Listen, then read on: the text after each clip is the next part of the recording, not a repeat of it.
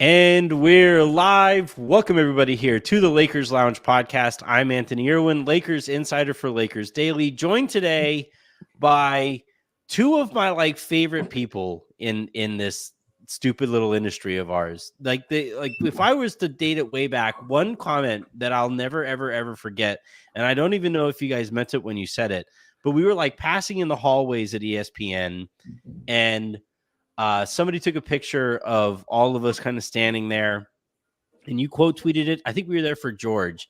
It was Trevor, Harrison, me, and maybe another person or two. And we were there. George was basically having a Twitter, Lakers Twitter podcast for ESPN 710 or whatever he was doing there. You guys happened to be there. You saw the picture, you quote tweeted it, and you were like, watch out for what these people are doing. And I was like, man, I appreciate the confidence, but but that is not how this played. This was years ago. Yeah, you guys have always been really nice with us. I have been very disappointed. Me too. By how that turned out. I had really high hopes when we tweeted that. I was like, I hope he makes something of himself. And that's actually why we're here, is just to let you know how disappointed we are in how things turned out. With Harrison, right? Just with Harrison. Yeah. With all of you as your surrogate Lakers sphere parents, we are so disappointed. Me too. Why haven't you gotten a real job? Actually, that sounds a lot like my dad. So that's actually perfect. So that is Andy Kamenetzky. That is Brian Kamenetzky. They host Locked On Lakers. You can hear them occasionally also on ESPN 710. And then also occasionally on Spectrum Sportsnet with the Lakers content that they do there. They are really, really good at all of this. We just recorded part A of this conversation that is going to air everywhere that you get your podcasts if you search Locked On Lakers, and on their YouTube page, youtube.com/@LockedOnLakers. I know all of that stuff because that used to be my old show. But how are you doing from the last 10 minutes or so that we finished recording your side of this conversation? Still disappointed in you, Anthony. I've given 10 solid minutes of thought about your career and all the positives, and I'm now still I'm trying. I'm really I've spent it trying to figure out how I'm going to wash this off. This time. Yeah, I don't know how to gracefully put this to you. I thought we were doing a different show. I actually thought we were coming on with Trevor at Lakers Nation. This is very, very awkward. I was literally going to say, I've had that happen before where a guest was like, wait, this isn't for Lakers. You don't work for Lakers Nation? I thought you ran Dodgers Nation. You don't do Lakers Nation too? And I was like, this is awkward. That's Anthony Irwin? Yeah. Years ago, when Brian and I first started in this industry, and we were doing some stringer work for ESPN, the magazine, which really lets you know how long ago this was. We were doing some event at then Staples Center. I think it was some type of basketball charity event or whatever. But we were coming from a wedding in Santa Barbara, basically straight to this event that we were working for ESPN, the magazine. And I'd gotten no sleep. I started doing red carpety type interview with Mike Dunleavy Jr. and then realized, because he gently let me know, I was actually interviewing Casey Jacobsen. Oh no. I had been asking Casey Jacobsen all these questions that I meant for Mike Dunleavy Jr., but I was so tired and indifferent from my fatigue. I don't think I even apologized. I just shifted the exact same questions to Casey Jacobsen. I was like, I've had an hour of sleep. I don't care. I don't care. So we should just do this as if you guys are Harrison. I'm going to ask you guys Harrison questions, and we'll kind of move forward that way. Today on the show, we're going to be talking about the seemingly inevitable hire of JJ Redick. We're going to be talking about process and the process that led them to this point, and why, because you guys, just based off of the conversation we just had, again, on Locked On Lakers, which I hope you guys check out as well, we spent a lot of time talking about and questioning the process that went into hiring JJ Redick. And I'm going to ask the question that I'm sure a lot of listeners always have is why does process matter? So we're going to let that kind of lead us where it goes.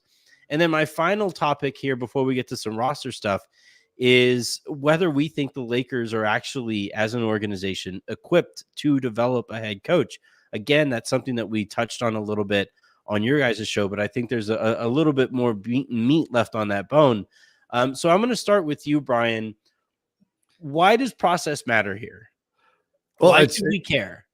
Because basketball, all things really, there are certain elements of every journey that you can't control. You can't control whether players get hurt. You can't control, guys, the wrong thing happens at the wrong time. The ball bounces the wrong way. Guy makes a shot, guy misses. So there's certain things that just happen that are not part of your ability to control them.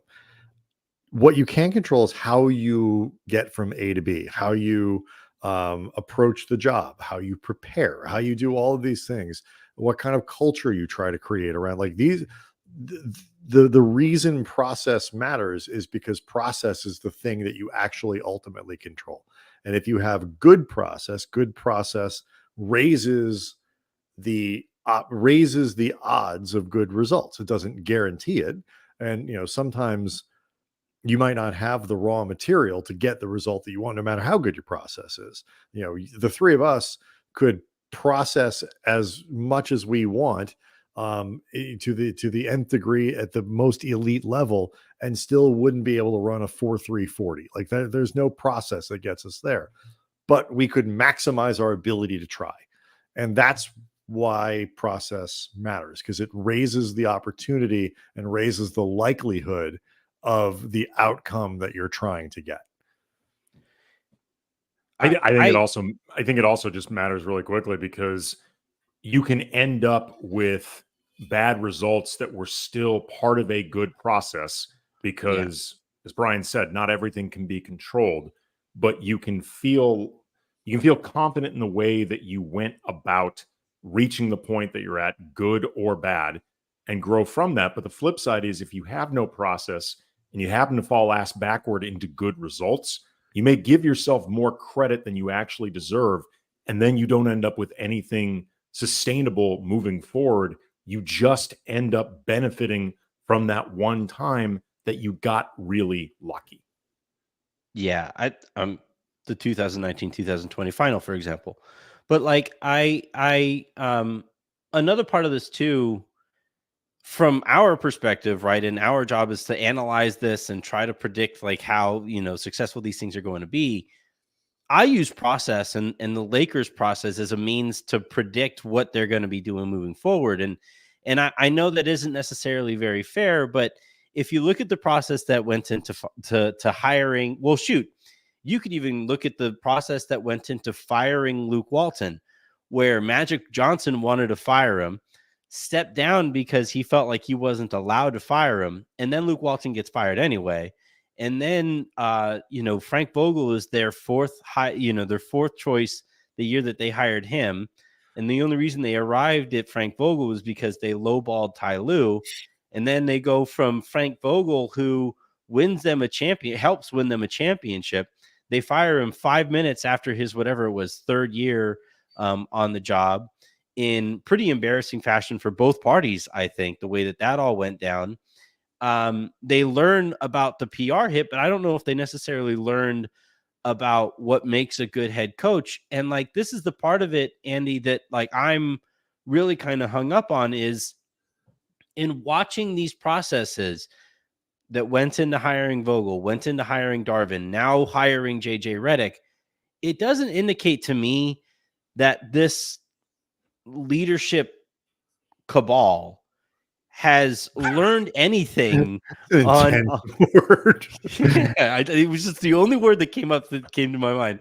But like this leadership group has learned anything in their time working together on what it takes to hire what goes into the process of hiring a good coach. And like, I don't know, do you think that's fair of me to say that? And if that's the case, if you agree or disagree or whatever, like, if they aren't learning on the job and they're a younger group, what are we supposed to be doing here?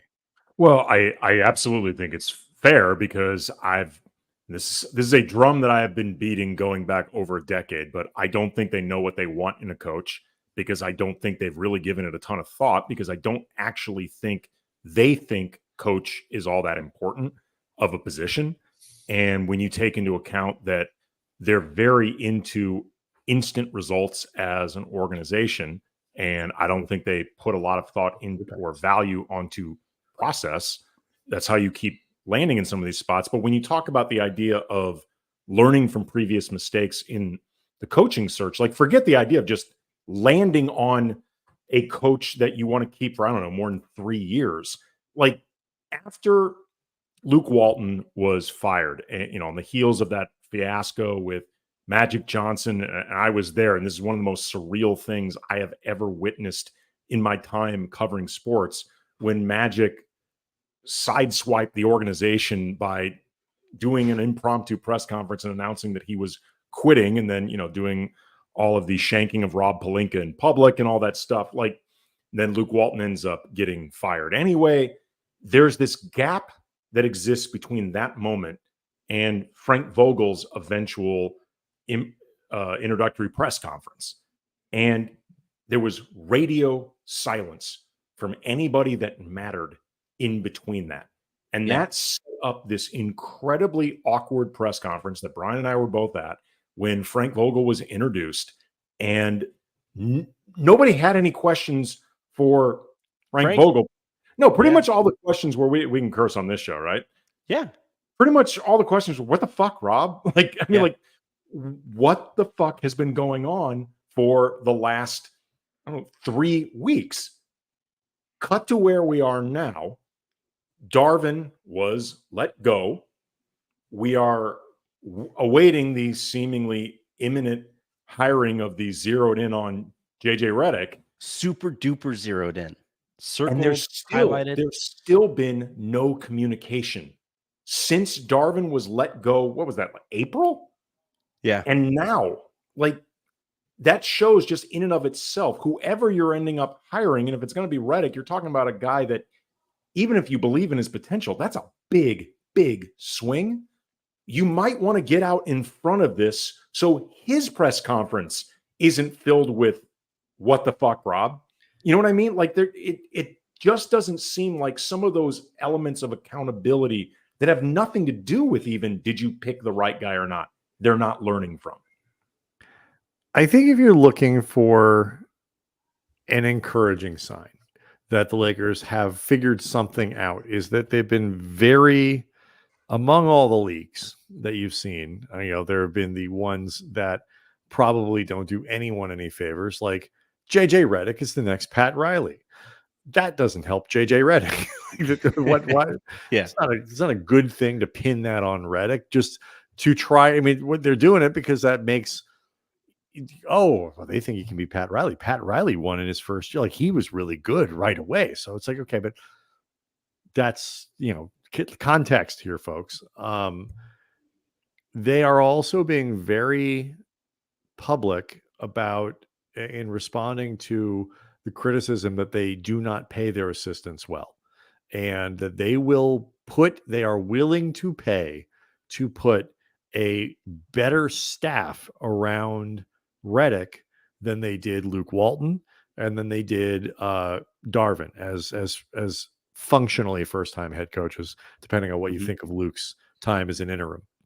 So I think that is something to watch. And by the way, the Lakers are going to have to pay, because if they're going to get some of the names that they're talking about, James Borrego is already an associate head coach in New Orleans. If you want him to come to LA, you're going to have to give him something better than what he's got in New Orleans, and that's probably money.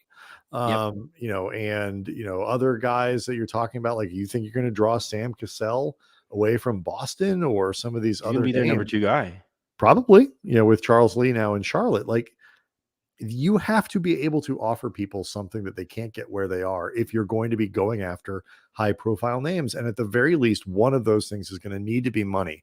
And so we'll find out really quickly if the Lakers really have learned that lesson based on who they surround Redick with. That I'm really glad that Andy, you mentioned the press conference aspect of this, because like whining about a press conference is very much a journalism thing that only journalists would seem to care about. But to me, it really exemplifies that lack of learning experience there, or the lessons that they needed to learn, where JJ is going to be a first-time head coach. It's going to be his first time in that kind of a setting. And all of the questions again are going to be, hey, why did it take so? Because with Darvin, like we're in the same spot right now, waiting for JJ as we were waiting for Darvin to be fired, where we all knew that was coming. He knew it was coming. Like people around him knew it was coming, and we were all just kind of waiting, like, oh, they're really going to wait to make this a Friday news dump, and that's what they wound up doing. And it was like the same decision that we knew was coming and it wound up coming the way it did. And we're here again with JJ's initial or introductory press conference. Again, Rob is going to have to answer, hey, what went into firing Darvin Ham? What are you hoping to learn from all these things? And like JJ's just going to sit there and like shrug. Yeah, I want to make it clear. I'm not complaining about this or criticizing it, because as somebody who will undoubtedly be there for this press conference, I feel like it's not the quality of press conference that I want. Like there's going to be plenty of material. Like in a lot of ways, it being a bigger shit show benefits me. Like it actually in some ways for sure. If from my perspective, Rob's actually doing me a favor. I'm talking about the favor he's not doing for himself, for the organization, or JJ Redick. He's setting me up pretty.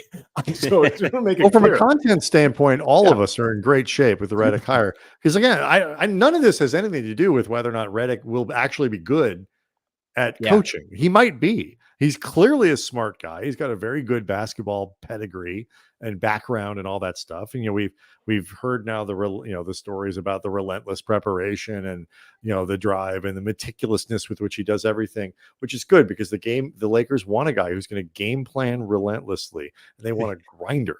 They don't want somebody who's just going to be super duper lazy. That's how the Lakers are innovating in this process. Do you think Darvin reads those reports of what they're looking for? 1,000% takes it personally. Absolutely. This is super awkward, because I think Johan even put voice to in his latest today. He said that one of the main criticisms of Darvin internally was that they didn't feel he was prepared enough on a game-by-game basis. That's got to be tough. Like, and again, this is a guy, so that all comes out, and like this is how it always goes. The news cycle does always play out with like this with former head coaches who get fired, where the gripes and the grievances come out after they go, where people are more willing to speak, more honestly about the head coach or whatever. But it's like, you're basically leaking at this point that Darvin wasn't prepared, didn't communicate, didn't hold guys accountable, didn't do X, Y, or Z, and all of these things that they're expecting from JJ Redick or whoever. Sorry, I have to do that. It's like the allegedly thing. People, like I whoever it is that they hired, they're expecting all of these things from, and they're expecting all these boxes checked, and that essentially says that Darvin didn't check those boxes. Well, if he wasn't checking those boxes, why wasn't he fired in the middle of the season?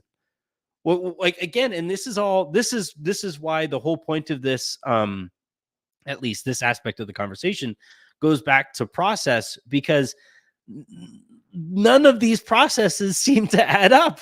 Like if you arrive at a conclusion over here, Brian, like they don't lead to the same conclusion elsewhere. I just find myself really confused, and I've been even more confused because I've been doing reporting on this stuff, and every time I get like new tidbits from the people that I'm talking to, I'm like, wait, what?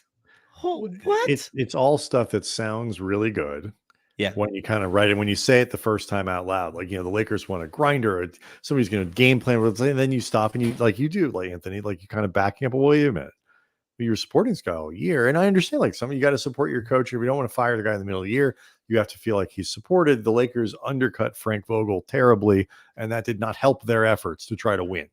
But they also undercut Luke Walton before Frank Vogel in his final season. Right. Like they And it gets to, you can't be supporting Darvin Ham if you're not strongly refuting the idea that he's going to get fired. Like, that's not actually supporting him. That's just saying things. But it's like you said, like I think was it our show before, that'll be out tomorrow, that I forget, like they were trying to do two things at once. In theory, you're trying to develop a coach that you think has got great potential and whatever, but like, not doing a great job this year, but had a pretty good first year, not perfect, but showed potential in the first year. I was surprised at how poorly Darvin responded to things in his second year. Had he been given a third, and in a different organization he might have been, where the expectations are different or the timelines are different or something, where somebody like, we got to make some changes. We need a different staff. We need to maybe intervene a little bit more as a front office, meaning all two of us need to, be part of this process more. We need to sit down together. We need to figure out what went wrong and fix it for next year. But we believe in what, do we believe in that the Darvin Ham that was the guy from the first year or the second year?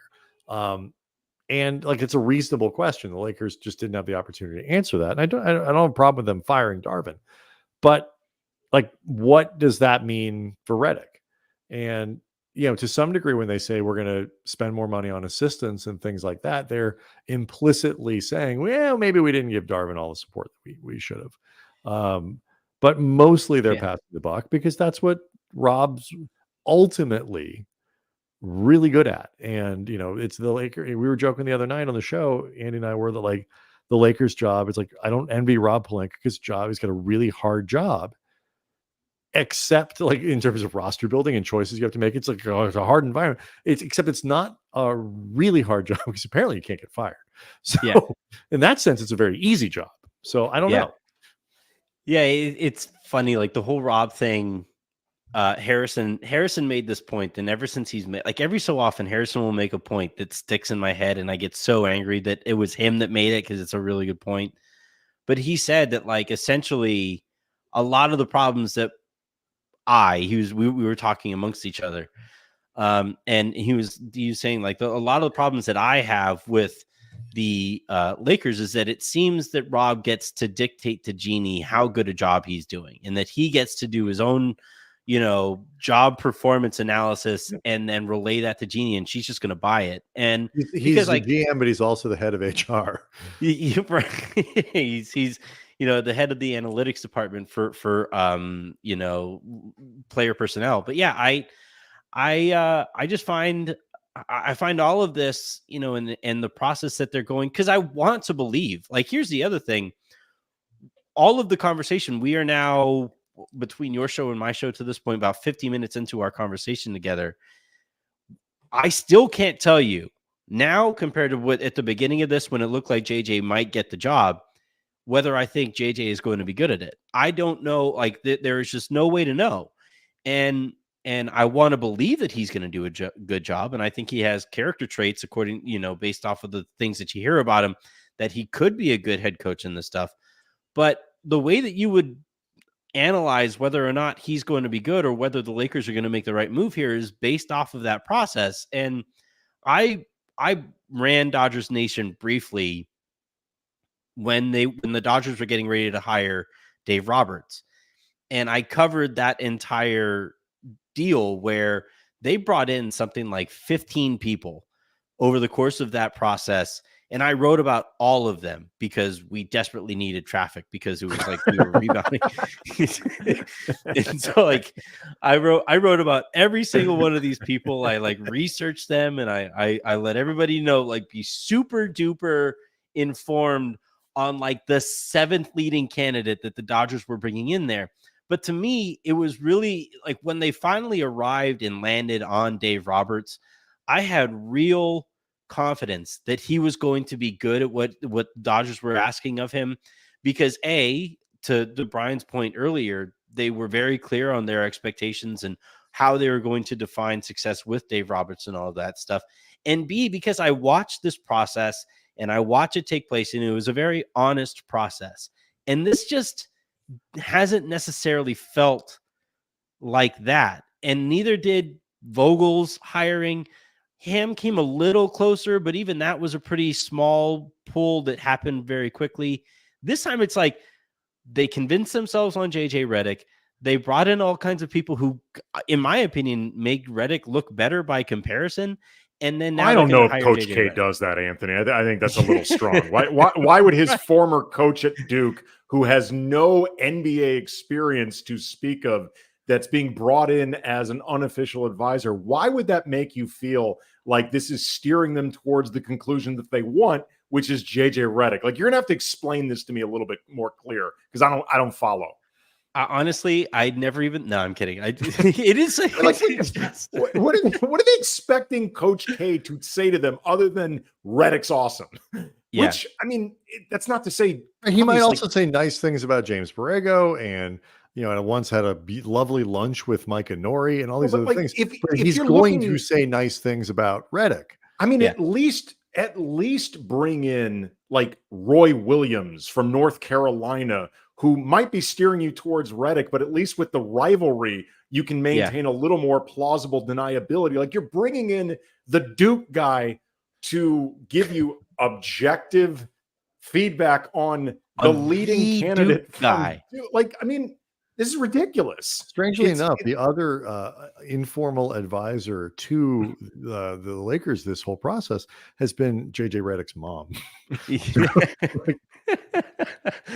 who has nice things to say about her boy. Mrs. Redick's letter of recommendation was stellar. It's just I would have been way more in on Redick if the process that got them there made a little bit more sense, or any more sense. And you know what it is, though, Anthony, and I don't want to interrupt you, but like, it's not even so much that Redick can't end up a good coach, because he certainly could be. It's the idea that he ended up the front runner so early, based off quite literally no experience, combined with the fact that this front office and really the organization predating Rob Pelinka can't land on a coach to save its life. That doesn't give you the confidence to believe they know exactly what it is that they see in Redick. They may be right. I want to make it clear. They may very well be right, but they have not earned the benefit of the doubt. It's also super Lakery. I was watching Jovan's update when the news broke, on his YouTube channel. And he said something, and I generally will defer to most things that Jovan says about the team, this, that, whatever, because, he's a little more, you could argue, more plugged in than I am. But he said something that I think was fundamentally incorrect when he said this was not he said it wasn't a glamorous was glamorous, a glamorous head coaching pool. And I think for the most part, he's correct. The exception is JJ Redick. JJ Redick is the glamour pick. He is, maybe he looks glamorous in, sort of the reflected non-glamorousness of James Borrego and Terry Stotts, who is not exactly the sexiest, hire that you can go out and make, or Scott Brooks. Like, that's not going to, get Lakers fans to feel like they need a private moment, it's not what that is. But JJ Redick is the Lakeriest hire the Lakers could make. It is the most star bleepery, let's go hire the next big thing, chasing the shiny object candidate that they could go look at. And so maybe it's not a glamorous pool overall. Maybe in a different year, Redick wouldn't be considered a glamorous candidate. In this group, he is the glamour candidate. And so I think that's something else that makes you, none of this has anything to do with Redick, but makes you worry about the people who are doing the hiring. I will say, it is hard. This is a really hard job to step into and do at the level that the Lakers need this year from their head coach, before we get to the roster and all that other stuff, which, we'll spend the summer talking about. He's probably as well equipped as anybody to do it. If anybody can make this leap fast enough, it's probably him or someone like him. But it's just really hard. And most people can't nail the first season, the first two seasons or whatever, that in the way that the Lakers are banking that Redick can. He's also going to have to do a ton of growing and learning on the job. Obviously, as was Darvin and all that stuff too. But the question that I keep having and I keep answering in the negative, and I wish I'd feel more confident in it. And actually, this kind of brings this whole conversation really full circle, much more tidily than I could have anticipated. But Brian, You're you welcome. had mentioned when I talked about like why process matters is it allows you to evaluate things beyond the results. And I think that is where this process, when we talk about whether the Lakers are equipped to develop JJ Redick, these processes don't exactly fill me up with, all kinds of confidence. And like, you guys asked me, you guys didn't really get a chance to give your thoughts on it, but Brian, do you think the Lakers are actually equipped to develop JJ Redick? Yes, they have the resources, they have the capacity. Will they? I don't know. I mean, here's the thing that bothers me. I mean, obviously the Lakers are not we think of the Lakers as the Dodgers because the Lakers are a premier brand like the Dodgers are. They are a Tiffany franchise in the NBA in the same way the Dodgers are in baseball. But the Lakers don't have that kind of money. The Lakers aren't the Dodgers in the amount of money they spend. Part of the reason the Dodgers are the Dodgers is because not only do they have Andrew Friedman, like they had 1 year, I think it was like 2-3 seasons ago, where they were just like collecting former GMs, like just smart guys. So here's Alex Anthopoulos, Andropoulos, right? Just have Alex Farhan Andropoulos. Saidi. Did he even have a desk? Like, I don't think they had enough space for the guy. But let's just put him on the payroll and, more brains and more people, because we have processes that we believe a lot in, and we can plug the information and we can plug these people into what we do and the way we do it. The Lakers don't have a department. They have essentially Rob, and then they have, Jesse and Jesse Buss, who, for what it's worth, I actually have faith in. I don't necessarily have the faith that they will reach the status that maybe they should. And to be fair to Jeannie, having been through what she went through with Jim, like, and I'm not comparing them in terms of what they bring to the table, but it was incredibly difficult. Do you want to put your other brothers in a position where you're going to have to fire them too? Like, right. Yeah. Like I act, as much as Joey and Jesse Buss have actually impressed me quite a bit during their time with the Lakers, I actually understand why Jeannie could be reluctant to move them past a certain point, because they are family. Mm-hmm. It was like when what's his face, Ryan West, went to work for someone else. Like he might, Jesse Buss might need to go work for someone else if he wants to be a GM in the NBA. And but that'll be a really interesting show. So like they have the capacity coming up on Clip. To do it, right? They have the capacity to do it. And Rob's not terrible at his job. Like, he's had some successes where I think this came up on Wednesday's show, Andy, too, is like Rob's biggest problem is sustaining success, is figuring out how to take this thing that works and make it work for 2 years in a row or 3 years in a row or 4 years in a row, and having that touch to understand when you need a big move, when you need a sledgehammer, and when you need a scalpel. And they went sledgehammer with Russell Westbrook, and they're still trying to dig their way out of that one. And like, with the scalpel, right. It's not that he's never made good trades. Rob Pelinka has made good trades. He has made good signings, but overall, the overall package, when you have the two front, headliners that they've had over the last few years, is one of unnecessary inconsistency, I'll say. To answer your question, Anthony, about the idea of, do I think that this is an environment where they're equipped to develop JJ Redick? I don't even think it's so much a question of are they equipped to do it, but rather, are they interested in developing JJ Redick? Because I would argue that this is not an organization that's interested in developing anybody or anything. Like, look at players. Like, I would argue the last young player that this organization was truly committed to developing was Andrew Bynum. Like, and say whatever you will about Jim Buss, but he was pretty adamant in his belief in buying him. He turned out to be correct. Yeah. Right.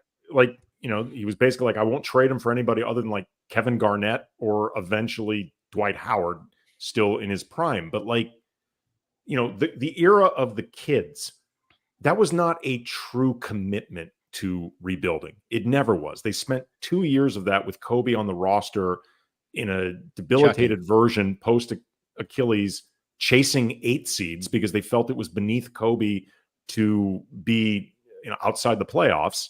Then they had 2 seasons after Kobe. Then LeBron arrived, and it was immediately, who can we move? And I'm not even criticizing that, in a vacuum, but it speaks to they don't develop. Like, I don't think they believe developing is something they should do. They don't seem interested in building towards anything. They just want to be ready-made. One reason I feel like they cut off a lot of their options is they seem to never, ever want to rebuild. Like, rebuilding is off the table. And every organization has to rebuild at some point. And if you're adamant against doing that, and I'm not saying they should be doing it now, I'm just saying as sort of an example of the doubts that I would have about, or concerns about, developing Redick, it's just, broadly speaking, I don't think they're interested in developing anything. Yeah, Genie took over in part because the rebuild was taking too long, right? No. And part of it was like Jim said that he was going to put himself in the playoffs and, the following 2 years, and that gave Genie the opportunity to take over. But that rebuild, that one time that they tried it, where they ripped everything down, and I don't even think they truly tried it, but that was the closest. That's the closest. They did plenty of losing. They got the tanking, but not. They were very good at the tanking part of it, but not ever by design. Like, if you're tanking, Ronnie Price is not getting minutes. If you're tanking, you're not signing Carlos Boozer as a free agent when you just drafted Julius Randle. Like, you're not doing these things. Yeah. All right, we are going to really quickly answer some of the super comments here, and then get Brian and Andy out of here. Super. I do want to say again, a quick reminder, this is part 2 of a 2-part conversation. There's a home and home podcast that we're doing here. Part A was with Locked On Lakers. This is part B. I do want to start doing more of these. I've done one basically with Jovan already. I want to start doing more of these with Andy and Brian, and so on and so forth. This industry, this whole, know who you should do one with? JJ Redick on his podcast. Oh, you know what? That's a good point. Sneaky way to get some information about this whole head coaching search. Just promise him you'll be on his though. Just let him know. It's reciprocated. It's a home and home. This is how it went when somebody tried to get information out of JJ Redick, and it didn't go great. I just saw this. We can't ignore the elephant in the room here. We've been so much speculation about your future in the last couple of weeks. The Shams report comes out yesterday. So is there any truth to the reports out there, and just in general, your interest in coaching in the future that's been brought up relative to the Los Angeles Lakers? I would say this. My focus right now is on calling the NBA Finals. I am so fortunate that I'm in this position and I get to call these finals. Yeah. I laughed at that. I laughed at that response. It's like, you're calling them. You aren't playing in them. Like, you could accept the gig. First rule of Fight Club is do talk about Fight Club. The Locked he said he On would Lakers comment when the finals are over, presumably at his introductory press conference. The Locked On Lakers that published on Wednesday, I went into something of a rant about how I don't understand why they can't just hire JJ Redick, and why I don't understand why the league. And I mean, if there are things going on on ESPN's side or the league side or whatever, why everybody can't just be adults and just put the Lakers in a position where they can get off in their best foot with the new guy they're hiring. To me, the longer you go without hiring Redick, the more you're actually taking away and making this a thing. Like the idea that somehow rip the Band-Aid off. The idea that it would somehow overshadow the NBA Finals because people are aware that one of the 3 guys calling the game, who you never even see their faces, during this that you know that person is eventually going to coach the Lakers is ridiculous. The idea that you have to be concerned, what Redick says, is it tampering? Charles Lee is on the Celtics staff. He's a Hornets employee. For all we know, he's trying to poach Sam Cassell to go with him to the Celtics, or he's trying to get Jaylen Brown to demand a trade to Charlotte. We can all be adults about this. A cynic. Tell me, they've done it before. Wouldn't a cynic? But a cynic would say, guys, and I say this to Anthony because I know damn well he's one. That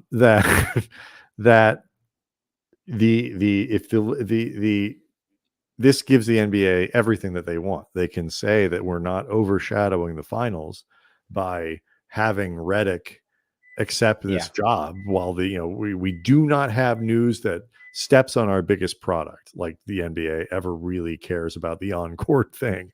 It's always about, but this actually, if Redick accepted the job today, it would be huge news and it would be talked about a lot in game one, and then it would be done for the rest of the series. If Redick do it on Monday, so by the time Thursday rolls around, nobody's talking about it at all. If Redick doesn't take the job, the NBA gets to say, look, we're not doing this. We're not allowing our guy to leave. We're not allowing, but it keeps the conversation going until JJ Redick is done with the finals and actually does get hired. So the story of JJ Redick and the Lakers, which is probably almost as important to the league as the actual games being played in the finals themselves, gets to keep going and be more sustained by them not offering Redick the job formally and making all of us sit here and ask the question and wait and talk about it every single day that JJ Redick calls a game. That would be the cynical view that the NBA is trying to have their cake and eat it too. That's a lot of cake, and I think they there's. I would argue we just got $7 billion worth of cake or whatever it is on that new TV deal. The man's got a lot of cake. The way I look at it is you end up with an uneaten cake there. You're so concerned with trying to 4-dimensional chess your way into having your cake and eating it too, you actually end up with an uneaten cake. I think they're going to get exactly what they want, which is a lot of people talking about the Lakers and Redick calling the finals. I think it'll even be this is Brian is right. I am a cynic. I think that we're going to get at the beginning of game one, Woj will send out the leak that allows ESPN to talk about this on their network. And because I don't know if you saw it later in that clip, Redick goes, I'll address the Shams thing after the season. And he was like, not the position, I'll address Shams. And it was the crime that Shams committed there was not playing along with the charade. That was, leaking this in the first place and forcing the Golick father-son combo to ask JJ about it was that was the crime there, was Shams doing his job and not playing along. But all right, I do have to let you guys go, so we're going to really quickly go through these super comments, which means I get to play this on the front end of it. This is a very, very important tenor of this here channel. Brandon Olmings kicks it off by writing good staff for JJ, Borrego, Brooks, Rondo, and Handy. I don't know if we can get Sam. I like Dudley too, but already would have Handy and Rondo for that player development role. I haven't heard anything on the Handy front. I would be pretty surprised if he isn't back. But the question there is do you guys think that Handy would take a demoted role with the same organization? He was on. Well, they let him go. My understanding.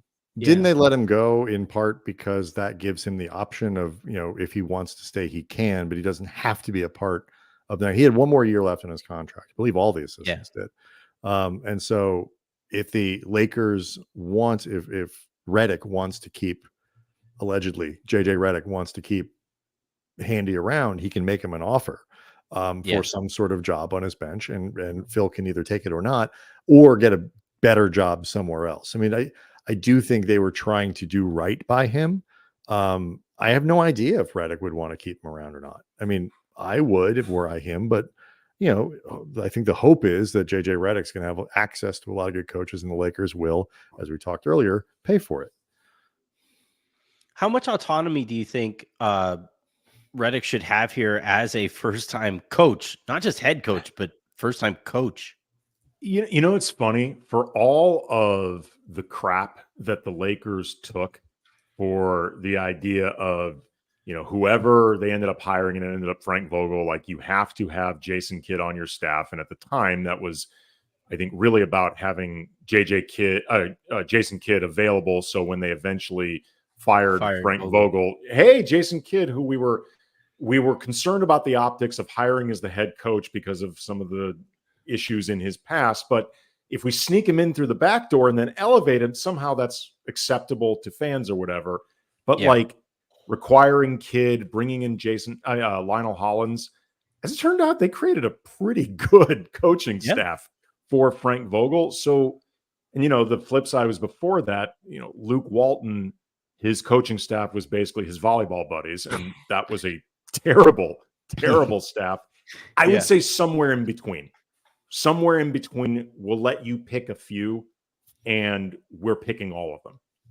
Like, I remember the Luke Walton one. Brian Keefe was like the only person on that staff that anybody was like, "Oh yeah, that guy's actually pretty good." And then Brian Keefe is now the head coach of the Washington Wizards. Yeah, it was an insanely inexperienced staff for a first-time from Anthony today, man. Brandon, I kind of asked a different version of that question to Andy there with the autonomy, because who would we want as his assistants? Like, the list out there is okay. I would just want more experience personally. Scott Brooks. I would like them to pick up Scott Brooks if he truly is available. Yeah. I mean, who can he attract? Like, I think they need guys who are good X's and O's dudes. They need veteran head coaches who aren't looking to try to claw their way back in on the back of JJ Redick. They need guys who are willing to be like, I'm totally cool being an associate head coach. Pay me like I'm almost the head coach. Like that's the kind of infrastructure they need to build. They need smart young guys, but a lot of experience. Yep. Rye Guy, what do you make of JJ addressing Shams' report directly and saying, I'll discuss him specifically after the finals this morning? Seems like he broke trust. That's kind of what, like, this is one of the funny things in doing more of the reporting is that you find out that there's a lot of like go along to get along in all of this. And one example of that was like Darvin Ham, where essentially everybody again knew that was coming. Darvin was going to be let go after that series, and it only went 5 games. And essentially we all just kind of like sat around waiting for the Lakers to be able to do it on their terms.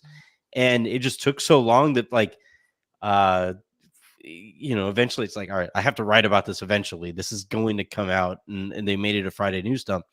And this kind of feels like a version of that, where a lot of people are just kind of saying like, yeah, we swear they're being super duper prudent, and they're really being, they're doing all kinds of digging. If they were actually doing more digging, we'd have heard more names. It's the same. Like, we're just waiting. We're waiting for ESPN to give the go ahead. It sounds like. And I think Shams broke trust is a word for it. Final one here. Justin Tyndall writes, no faith in all in Boston Palenka letting it get out that they feel Redick can be the next Pat Riley is like bringing in a draft prospect and for a workout and saying he's the next Kobe. Remember, the Lakers wanted to draft literally a next Kobe. They wanted Kobe Buffkin. That was the guy that they wanted before they drafted Jalen Hood-Schifino. I'll ask this to you, Andy. Do you think the Lakers will ever like ditch the whole story? Like not their story and history and all that stuff, but a lot of their decisions seem based off of, can we make this a story? And I think that's something that they need to get away from. I think sometimes this organization can be a prisoner of its own success and its own history. And I think sometimes they remember the broad strokes too much of the success and not enough of the details. Like, for example, that's huge. Yes. The Pat Riley leaks. with the comp to JJ Redick. To the best of my knowledge, that feels like you are, at least in some point, talking about backstory where Pat Riley was plucked from the booth and he ended up, becoming the coach of Showtime and, legendary figure and an icon and all that stuff. And, both have incredible hair. But you're forgetting about the fact that Pat Riley actually spent 2 seasons as an assistant coach. One of them was part of a championship, the first of Magic's 5. And the original plan was actually Pat Riley being brought in as a co-coach with Jerry West. And then Jerry West decided on live TV, no, I'm not doing that because that's going to make me even more miserable than I already am. It's not like the organization had this automatic trust and vision for who Pat Riley was going to be. They clearly had some confidence in him because they wanted him to have this co-coaching job. But if you just remember Pat Riley as the charismatic figure with the slick back hair, who was the inspiration for Kurt Russell in the movie Tequila Sunrise and won a championship in his first season, and you're going to forget some of the details. You're going to forget about details like it was a different league back then. We're like more than 40 years removed. The league has changed so much. Phil Jackson, I don't remember if it was on this show or on Locked On Lakers, where we were talking about the timeouts and, the ones Darvin didn't take. And the idea that Phil used to let his team figure it out. Forget the idea of whether or not those teams were better coached and equipped and knowledgeable and talented to figure it out on their own. It was a different league. I don't know if Phil Jackson just lets guys figure it out in 2024 when a 20-point lead isn't safe. Yeah. You know what I mean? I don't know if Phil can do that stuff in a league that is so offensively and 3-point centric. Yeah, remember the Lakers the year before. Yes, they lost in the first round, but they won 54 games. That was a really good team. And they won 54 games with Magic missing half the season. Right. They were really good. 5 Hall of Famers on the team. I think that is the biggest thing about being when they say he reminds the Lakers of Pat Riley. Jeannie was working for the Aces, I think, at that point. The indoor Strings. team tennis team, the Strings or whatever. I'm thinking of the wrong team tennis team. And Rob Pelinka was in high school when this hire was made. Yeah. So, or 8th grade or something like that. Is there anybody who remembers exactly what was going on? Who can speak to, like Andy says, the details and the context and all that? How many coaches since then have been hired by other teams, by every team, by the Lakers? Every time the Lakers hire a coach, I'm sure they think this guy could be like Pat Riley, the next guy who stayed with us for 30 years, whatever it is. And the reason, that could be Redick, by the way. It absolutely could be. Well, but he probably won't be. You know why? Because most guys aren't. Could he be really good? Yes. But it is different than Steve Kerr, who was an executive for a few years, which makes a difference. It is different than Riley, who actually was an assistant in a different league. It's different than, a lot of these guys. But he is, like I said, he's, I think, as well as equipped as any of these guys, as anybody could be, to make this jump as fast as it needs to be made. It's just a really hard thing to do. And so the Lakers are at some point are probably going, hopefully won't, but could be in a position where they have to decide, we really think this guy's got a ton of potential that in year 4, we are going to have a fantastic coach on our hands. We got to let him get there. And we're going to have to resist the temptation to maximize LeBron, maximize AD. We're going to have to quiet the noise. We're going to have to give him real grace in what he's doing, not the fake stuff that they did for Frank or ultimately for Darvin. And I don't know. That's going to be the hard part, I think, for them. I really love that point about remembering the broad strokes of the success and not quite understanding the little things that had to go right for you actually to arrive there. That's a great place to finish on. And again, that is Andy and Brian Kamenetzky. They host Locked On Lakers. You can also catch them occasionally on ESPN. 710 ESPN, and you can also catch them occasionally on Spectrum Sportsnet with their Access Sportsnet shows and pregame stuff like that. Any Bazemore news is Kent.